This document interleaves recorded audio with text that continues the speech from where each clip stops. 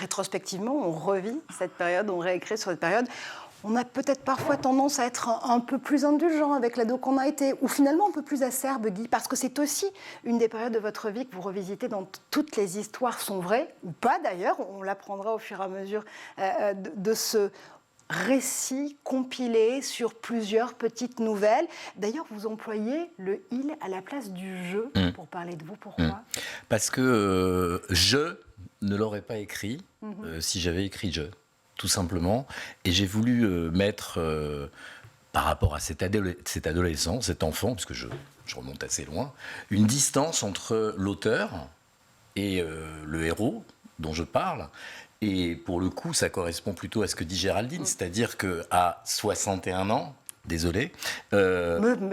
votre carte d'identité vous manque, voilà, vous le savez. À 61 ans, je ne pense pas qu'on puisse être le « je » qu'on était à 8 ans, à 10 ans, à 12 ans, à 14, etc. Et donc, cette distance, elle permet aussi, pour le lecteur, de s'identifier à différents moments en fonction de l'âge.